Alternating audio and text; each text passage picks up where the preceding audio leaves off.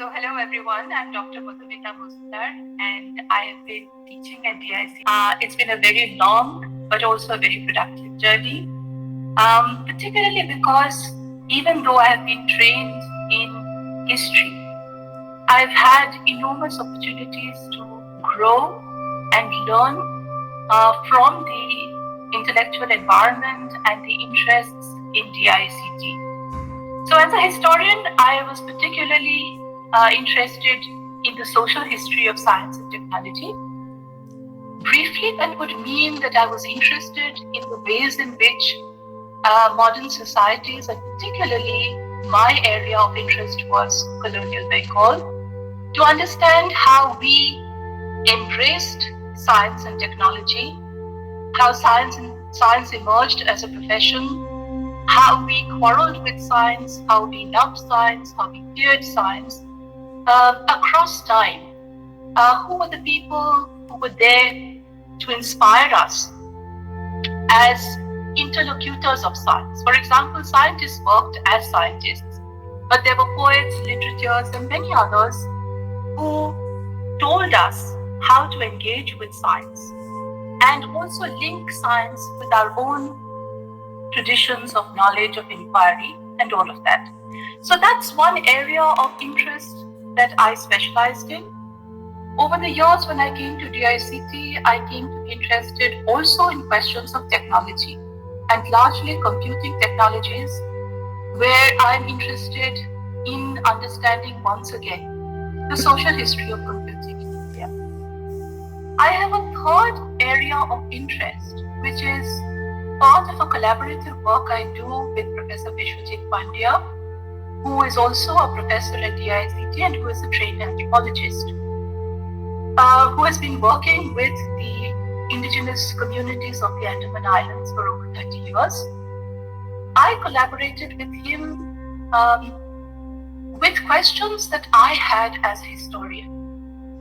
Now, of course, the Andaman Islands has a very long history of being home to the indigenous communities, particularly the Jarawas, Ongis, etc. But Andaman Islands has also been a penal settlement where thousands of Indian convicts and those who were not convicted of real crimes, but political crimes, were transported, and they were kept in the infamous cellular jail.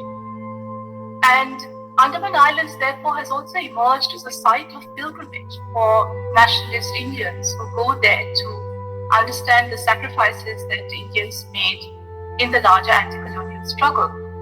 But there is a third area of interest in the Andaman Islands, which is also that Andaman Islands is also home to a variety of settlers, migrants from different parts of the country. And I was interested in understanding the ethnic diversity of the islands, particularly through processes of colonialism, migration, settlement, and finally to understand how our own developmental policies impacted the fragile ecosystem of the islands. So that's a third area that I was interested in.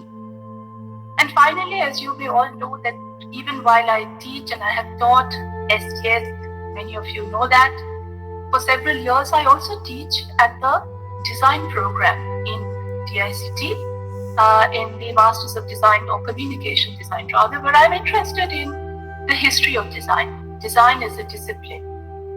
And interestingly, we talk about design without actually understanding what are design's disciplinary roots. Is design a science, or is it part of humanistic scholarship? We all know that design is a formalized method of making things, objects, artifacts. Even the little video clip that you're making is part of communication design. So what are the aesthetic principles involved in that? What are the technologies involved? What are the scientific principles involved? And how did design emerge as a formalized discipline in the mid-20th century? So those are seemingly disconnected things I do, but they're all connected with the larger question of understanding the role of science and technology in the making of modern societies, and particularly its relevance in India. So that would be and very brief, my research and teaching interest.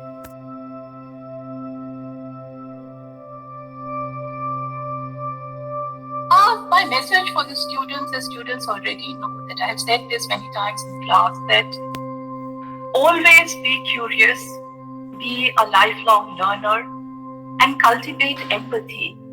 You know, we are celebrating International Women's Day. Yes. We are celebrating achievements of women faculty and other achievers.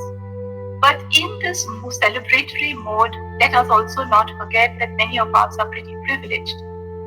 We got opportunities that many others, millions of other women don't get. So in our celebration of our own achievements, let us not lose sight of the fact that there are many struggles out there, many battles to be won, but at the heart of every struggle is empathy and understanding. So while you cultivate knowledge, become great achievers, always try to understand the plight of others who are not as fortunate as you are. And if we are all in this together, men and women, I think we would be living in a better place than we are at the moment. So curiosity, empathy, lifelong learning would be my message to young people and of course my dear students at DA-IICT.